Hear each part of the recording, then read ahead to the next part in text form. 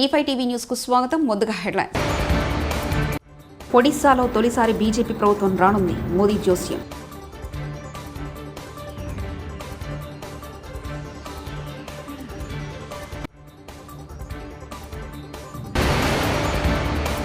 Graduate MLC ఎలక్షన్లో ప్రతిపక్షం వైపు నిలబడాలి. కేటీఆర్.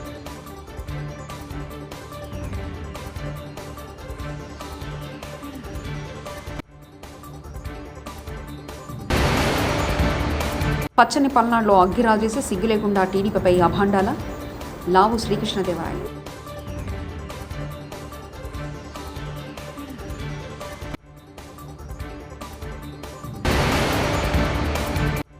పల్నాడు జిల్లాలో నిర్వహించిన మీడియా సమావేశంలో పాల్గొన్న కలెక్టర్ మరియు జిల్లా ఎన్నికల అధికారి లత్కర్ శ్రీకేశ్ బాలాజీరావు.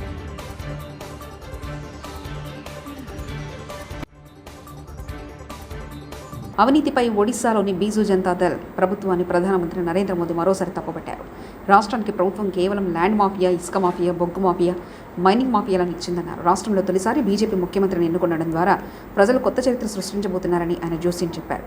కట్లో సోమవారం నాడు జరిగిన ఎన్నికల ర్యాలీలో ప్రధాని మాట్లాడుతూ రాష్ట్రంలో హంగ్ అసెంబ్లీ వస్తుందని మీడియా చెప్తుందని, కానీ అది నిజం కాదని అన్నారు. ఒడిశాలో ప్రభుత్వాన్ని బీజేపీ ఏర్పాటు చేస్తుందన్నారు.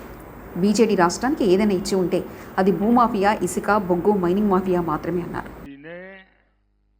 उड़ीसा को क्या दिया?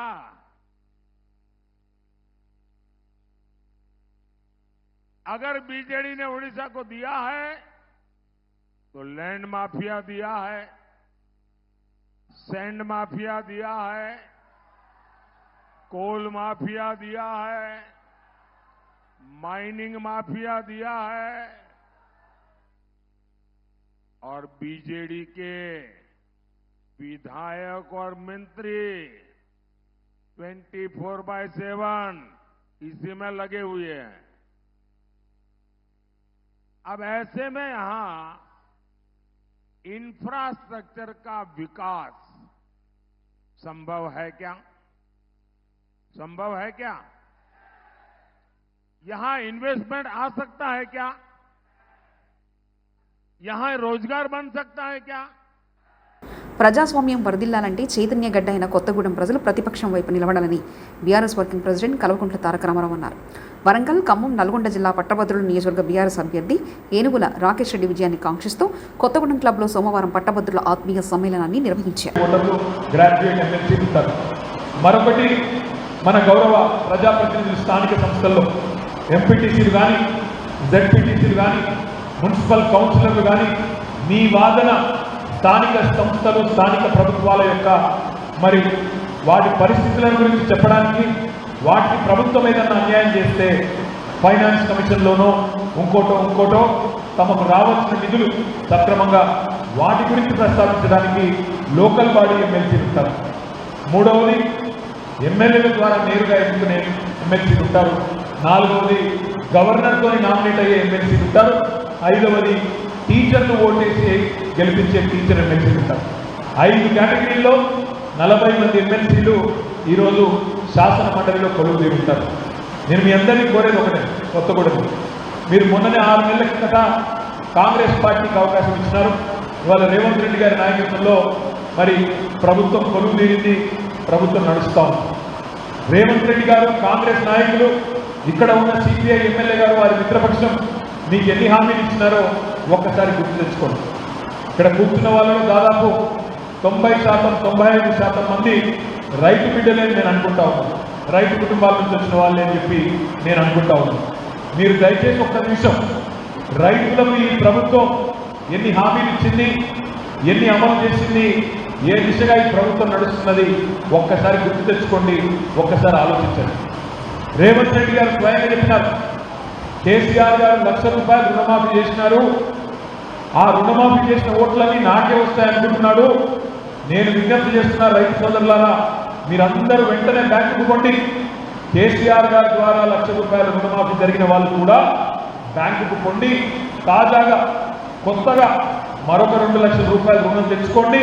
నేను వస్తున్నా డిసెంబర్ 9 నాడు మొదటి సంతకం పెడతా, రుణమాఫీ చేస్తా, మీరు వెంబడే ఉండి రుణం తెచ్చుకోండి, నేను ఎంబడే రాగానే సంతకం పెడతాను అనే మాట డిసెంబర్ 9 నాడే 2 లక్షల రుణమాఫీ చేస్తానని చెప్పిన మాట గుర్తుపెట్టుకోండి అని చెప్పి గుర్తు తెచ్చుకోండి అని చెప్పి నేను విజ్ఞప్తి చేస్తాను. దుమ్మెత్తుకు వచ్చినారు. బెంగళూరు శివారు ప్రాంతంలో నిర్వహించిన రేవ్ పార్టీలో తనకు ఎలాంటి సంబంధం లేదని, తను అసలు ఆ పార్టీలకు ఏనాడు వెళ్ళలేదని సినీ నటుడు శ్రీకాంత్ స్పష్టం చేశారు. ఈ విషయంపై ఆయన వివరణిస్తూ తన ఇంట్లో నుంచి ప్రత్యేకంగా వీడియోను విడుదల చేశారు. రేవ్ పార్టీలో పబ్లకు వెళ్లే సంస్కృతి తనది కాదని వెల్లడించారు. రావడం జరిగింది. నేను కూడా వీడియో క్లిప్ చూశాను. మన మీడియా మిత్రులు చాలామంది నన్ను అడిగి క్లారిఫై చేసుకున్నారు. వాళ్ళ దాంట్లో రాలేదు నాకు తెలిసి. చాలా అట్లా శ్రీకాంత్ ఇలా బెంగళూరులో రేవ్ పార్టీకి వెళ్ళాడు, హేమ వెళ్ళింది, ఈ టైప్లో ఏవో వచ్చినాయి. లేదా నాకు నవ్వు వచ్చింది. ఇంట్లో వాళ్ళంతా నవ్వుకున్నాం. ఇదేంటిది, మొన్న ఏమో విడాకులు ఇచ్చి పిచ్చేశారు నా భార్యతో, ఈరోజు ఏమో రేవ్ పార్టీలకి వెళ్ళాడు అని వచ్చేసినాయి. కానీ ఒకటి వాళ్ళు కొంచెం తొందరపడ్డంలో ఇది లేదనిపించింది. ఎందుకంటే వాడెవడో అతను ఎవరో కానీ కొంచెం నాలాగా ఉన్నాడు. వాడు కొంచెం ఇలా కప్పుకొని, అది గెడ్డం ఉంది, బట్ ఇప్పుడు గెడ్డం నాకు లేదు అని, బట్ గెడ్డంతో నేను షాక్ అయ్యాను. ఇదేంటిది నాలాగా ఉన్నాడు ఏంటి అని నేనే షాక్ అయ్యాను. సో దయచేసి ఎవరు నమ్మొద్దు. ఎందుకంటే రేవ్ పార్టీలకి వెళ్ళే కల్చర్ నాది కాదు, పబ్ కల్చర్ మనిషిని కాదు నేను. ఒక్కోసారి బర్త్డే పార్టీలకి వెళ్తాము, ఒకవేళ తెలియకుండా ఏదైనా వెళ్ళినా ఒక హాఫ్ అన్ అవర్ నుండి వచ్చేస్తాను తప్పితే అటువంటి ఏమీ లేదు. రేవ్ పార్టీ ఎలా ఉంటుందో కూడా నాకు తెలియదు. సో దయచేసి ఎవ్వరూ ఈ విషయాన్ని నమ్మొద్దు. హ్యాపీగా నేను హైదరాబాద్లో ఉన్నాను, మా ఇంట్లోనే. ఇప్పుడు మా ఇంట్లో నుంచే నేను ఇది చేస్తున్నాను. సో దయచేసి మీడియా మిత్రులందరికీ కూడా నేను చెప్పేది ఏంటంటే, ఏ విషయం కరెక్ట్గా తెలుసుకోకుండా మీరు కూడా థంబ్నైల్స్ పెట్టేసేసి నా బొమ్మ వేసేసి రేవ్ పార్టీలో పట్టుబడ్డ శ్రీకాంత్ ఈ టైప్లో వేస్తున్నారు. కాబట్టి దయచేసి ఎవరు నమ్మొద్దు. అది అతను అలాగా ఉన్నాడు అనే ఒక విషయంలో మీరు పొరపాటు పడి ఉంటారని నేను అనుకుంటున్నాను. దయచేసి అది నేను కాదు. Thank you. ఇటువంటి అన్నీ కూడా నిజంగా కొంతమంది వాళ్ళందరికీ నిజంగా థ్యాంక్స్ చెప్పుకుంటున్నాను నేను. కొంతమంది మీడియా మిత్రులు నాకు డైరెక్ట్గా తెలుసు కాబట్టి వాళ్ళ ఫ్రెండ్స్ లాగా నన్ను ఇచ్చేస్తారు. కాబట్టి వాళ్ళందరూ నన్ను డైరెక్ట్గా అడగడం, నేను చూసి ఇద్దరు నవ్వుకోవడం, వాళ్ళు వాళ్ళ దాంట్లో వేయకుండా చూశారు కొంతమంది. వాళ్ళందరూ కూడా నేను థ్యాంక్స్ చెప్పుకుంటున్నాను. దయచేసి ఇవన్నీ నమ్మొద్దు. పోలింగ్ రోజున పల్నాడులో జరిగిన హింసను తానే ప్రేరేపించినట్లు వైకాపా నేతలు తనపై దుష్ప్రచారం చేస్తున్నారని నరసరావుపేట తెలుగుదేశం ఎంపీ అభ్యర్థి లావు శ్రీకృష్ణదేవరాయలు ఆగ్రహాన్ని వ్యక్తం చేశారు. ఎస్పీ బిందు మాధవ్ కుటుంబంతో తమకు ఎలాంటి బంధుత్వం లేదని వైకాపా నేతలే ఉద్దేశపూర్వకంగా ఆరోపణలు చేస్తున్నారని మండిపడ్డారు. పల్నాడు హింసపై సిట్ అన్ని కోణాల విచారించాలని కోరారు. అల్లర్లలో తన ప్రమేయం ఉందని భావిస్తే ఛార్జ్ షీట్లో తన పేరు పెట్టుకోవచ్చని సవాల్ విసిరారు. ఈ వైపు నుంచి డెలిబరేట్గా ఒక మెసేజ్ని అయితే తీసుకెళ్ళడానికి ప్రయత్నిస్తూ ఉన్నారు. దాంట్లో మొదటిది ఏదైతే ఈ పల్నాడులో జరిగిన గొడవలకి కారణం ఇదేదో ఒకసారి కాదు, దాదాపు 4-5 సార్లు ఇది సాక్షి మీడియా పేపర్లో వేయటం జరిగింది. చాలామంది ఎమ్మెల్యేలు దీని గురించి మాట్లాడటం కూడా జరిగింది. దాంట్లో మొట్టమొదటిది ఎక్కువగా మాట్లాడుతూ ఉంది ఏమిటంటే, దీని గురించి కూడా విచారణ చేయాలని సిట్ వారిని కోరుతూ ఉన్నాం.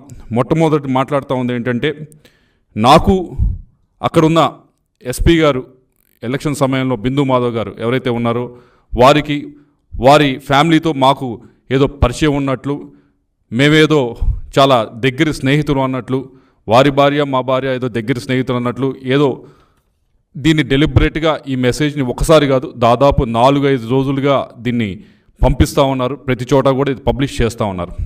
దీన్ని సిట్ వారిని కోరుతా ఉన్నాం, మా వైపు నుంచి క్షుణ్ణంగా పరిశీలించండి. మా కాల్ డేటా తీసి పరిశీలించండి. వాళ్ళ కాల్ డేటా మరి అధికారి కాబట్టి అది మీ చేతిలో ఉంటుంది. మా వైపు నుంచి మా కాల్ డేటా, మా చుట్టుపక్కల ఉన్న వారి కాల్ డేటా ఏదైతే ఉందో వాటిని తప్పకుండా తీసి పరిశీలించాలని చెప్పి కోరుతా ఉన్నాం.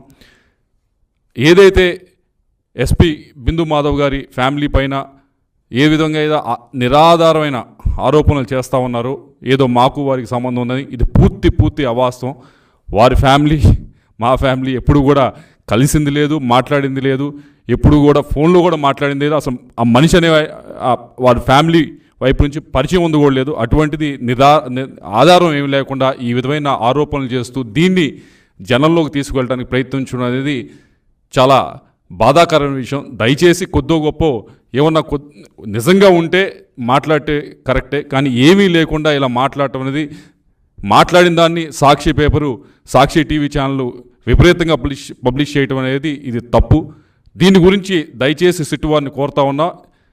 నేను మామూలుగా అయితే ఏదో దీని గురించి తప్పించుకొని చేయొచ్చు, అలా కాకుండా నేనే సిట్ వారిని లెటర్ రాస్తా ఉన్నా. అయ్యా, మా ఫ్యామిలీ వైపు నుంచి కానీ వాళ్ళ ఫ్యామిలీ వైపు నుంచి కానీ ఏమైనా పరిచయం ఉంటే దయచేసి ఇప్పుడు కాదు, ఈ నెల రోజుల నుంచి కాదు, గడిచిన 4-5 సంవత్సరాల నుంచి ఏమైనా పరిచయం. నేడు 5వ దశలో 8 రాష్ట్రాల్లో 49 స్థానాలకు పోలింగ్ జరుగుతుంది. కాగా ఒడిశా రాష్ట్రంలోని బలంగీర్ లోక్సభ నియోజకవర్గ పరిధిలో ఫట్నాగ్లోని పోలింగ్ బూత్లో 1 అడుగు 6 అంగుళాల పొడవున్న పొట్టి మహిళ 47 ఏళ్ల వినితా సేత్న తన ఓటు హక్కును వినియోగించుకున్నారు. ఓటు వేసిన తర్వాత తన సిరావేలును చూపించింది. ఇందుకు సంబంధించిన వీడియో సోషల్ మీడియాలో ట్రెండ్ అవుతుంది. ముంబైలో ప్రముఖ బాలీవుడ్ హీరోయిన్స్ హేమమాలిని, ఈషా డియాల్ తమ ఓటు హక్కు వినియోగించుకున్నారు.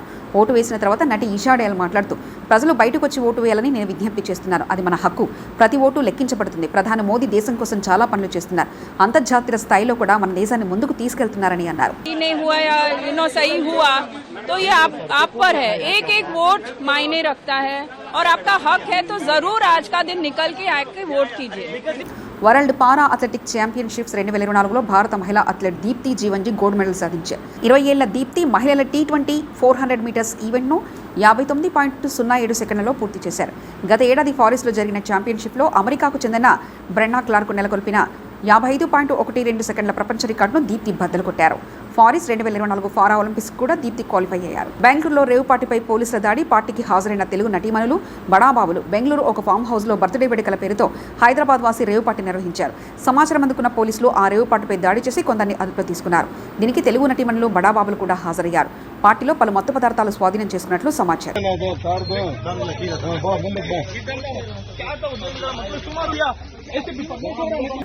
పల్నాడు జిల్లాలో నిర్వహించిన మీడియా సమావేశంలో పాల్గొన్నారు కలెక్టర్ మరియు జిల్లా ఎన్నికల అధికారి లత్కర్ శ్రీకేష్ బాలాజీరావు.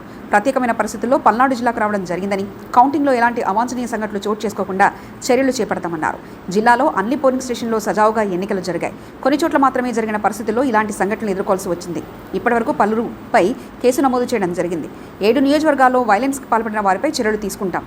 7 అసెంబ్లీ నియోజకవర్గాలు, 1 పార్లమెంటుకు గాను 196 కౌంటింగ్ టేబుల్స్, 700 మంది సిబ్బందితో కౌంటింగ్ నిర్వహించిన పోలింగ్ రోజు జిల్లాలో 15,85,000 ఓట్లు పోలయ్యాయి. శాంతి భద్రతల దృష్ట్యా ఏర్పాటు చేసిన 144 సెక్షన్ జూన్ 5 వరకు కొనసాగిస్తున్నాం.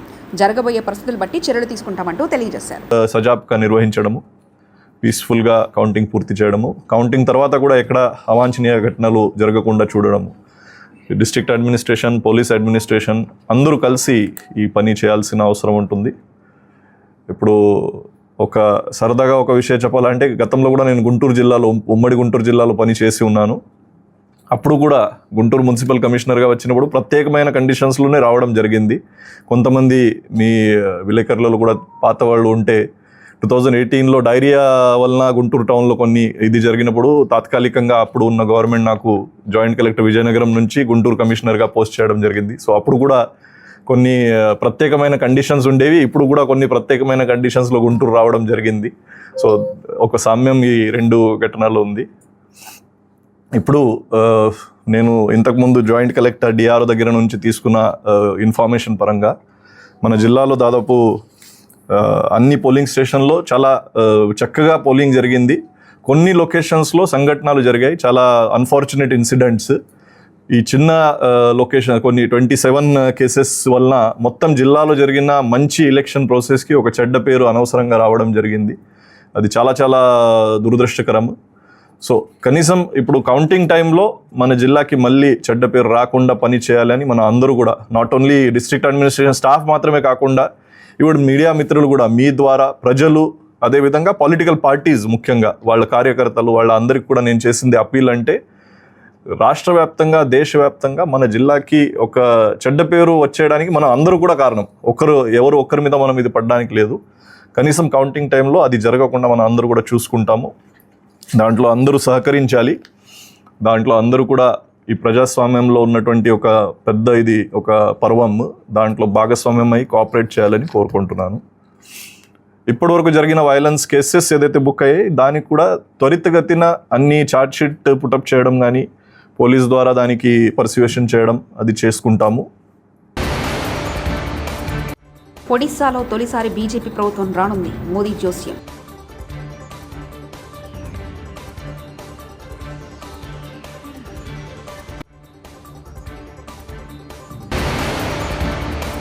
గ్రాడ్యుయేట్ ఎమ్మెల్సీ ఎలక్షన్లో ప్రతిపక్షం వైపు నిలబడాలి కేటీఆర్.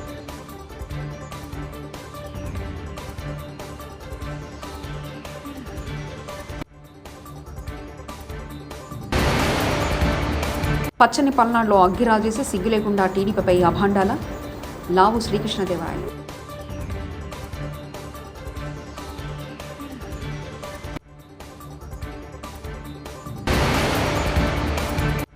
పల్నాడు జిల్లాలో నిర్వహించిన మీడియా సమావేశంలో పాల్గొన్న కలెక్టర్ మరియు జిల్లా ఎన్నికల అధికారి లత్కర్ శ్రీకేశ్ బాలాజీరావు.